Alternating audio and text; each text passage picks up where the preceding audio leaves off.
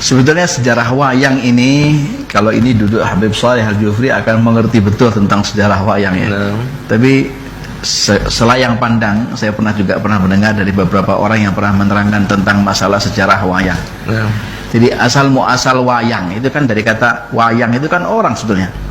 Jadi bentuk orang yang dibonekahkan, dijadikan semacam kayak bentuk patung begitu, karena dia bentuknya adalah semacam seperti orang. Ada wayang ini, ada wayang ini. Lalu kemudian oleh para wali songo, karena ini adalah media dakwah, lalu oleh para wali songo, wayang yang bentuknya adalah kata orang Jawa namanya tengul. Wayang tengul itu wayang golek. Itu digepengkan oleh para wali songo, sehingga kalau namanya bentuknya gepeng kan kemudian dia tidak bisa hidup. Nah, karena ini sebagai media dakwah, hingga akhirnya kemudian wayang itu dijadikan sebagai sarana untuk membawa orang ke dalam Islam. Seperti misalnya wayang itu ada 4 Punokawan, ada 4, ada Semar, ada Petro. Punokawan ini apa tuh? Punokawan, ini kalau kata orang Jawa ya. Punokawan ini semacam kayak istilahnya wayang. Ya, ada kawan-kawannya wayang. Kawan-kawan wayang dalam arti kata steeringnya, ya, lakonnya wayang ini ada 4 yang sering banyak diketahui oleh masyarakat secara umum. Ada Semar, ada Petro, ada Bagong, ada Gareng. Itu pernah Habib Abu Bakar Muhdhar, Allah yarham ya, pamannya aminya Al Habib Hasan ini. Semar itu fasyambir bitta'ah. Petro itu adalah apa? Fatrukil ma'asi. Ya, Bagong itu boh, dan Gareng itu adalah nala qarina. Karena bahasa Arab ini kemudian diindonesiakan, dijawakan oleh Sunan Kalijogo kalau tidak salah, atau Sunan Giri, saya kurang tahu, dibahasakan dengan bahasa Jawa dengan bentuk fasyammir bita'ah menjadi Semar. Artinya fasyammir bita'ah artinya adalah sing-singkan lenganmu, kuatkan jiwa dan ragamu, semangatkan kau punya hati untuk berbuat taat. Syamir bita'ah. Maka dibayangkan, dibentukkan bentuk wayang tadi itu seperti Semar, yang bentuknya adalah orangnya, ya, bentuk wayangnya adalah gendut. Perutnya, dan kemudian dia bungkuk. Nah, itu menandakan orang yang suka ruku, sujud, nahan lapar, suka puasa, dan sering menasihati orang. Syamir bita'ah, dia nggak tanggung-tanggung kalau berbuat taat.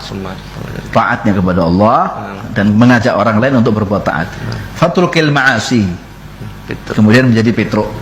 Nah, maka digambarkan wayang itu dengan bentuk hidungnya panjang. Fatrukil ma'asi, tinggalkanlah kemaksiatan, tunggang langgang. Tinggalkanlah kemaksiatan secara tunggang langgang. Maka gambarnya wayang tersebut apa? Hidungnya panjang, kan kakinya jangkung. Artinya setiap kali dia mencium bau kemaksiatan dia akan lari. Nah, fatrukil ma'asi dan lain sebagainya, nala garina. Itu semua bentuk daripada wayang, ya, Punokawan lah. Wayang ini sebetulnya, dalang ini bagus, baik, selama itu untuk sarana dakwah.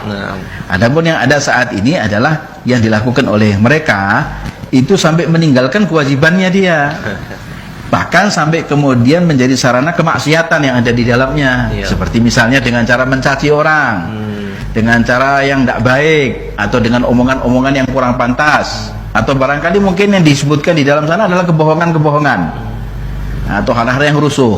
Ya, belum lagi nanti kemudian yang melihat adalah campur laki perempuan. Nah, saya kira mungkin bentuk sarana ini harus dirubah, karena ini adalah bentuk yang sudah dibangun oleh para wali songo untuk sarana dakwah sebetulnya. Seperti sekaten, itu sarana dakwah. Sekaten itu diambil dari syahadatain, jadi sekaten gitu ya. Gapuro diambil dari kata ghafura, jadi gapura. Alun-alun, kenapa masjid jami itu selalu ada dekat di alun-alun? Karena orang ketika akan masuk ke Islam itu ke masjid pelan-pelan. La ikraha fiddin, tidak ada paksaan di dalam kau memeluk agama Islam.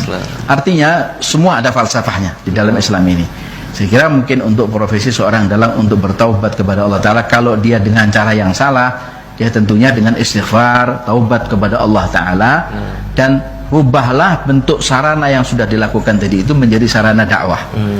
Ajak orang untuk sholat tapi dengan cara gambar wayang. Bagaimana caranya orang nasihat? Caranya orang untuk sholat, untuk beribadah kepada Allah, untuk tidak berjudi, ya, untuk tidak berbohong, bakti sama kedua orang tuanya. Saya kira mungkin hal-hal semacam ini dengan sarana dakwah lewat wayang insya Allah lebih menyentuh.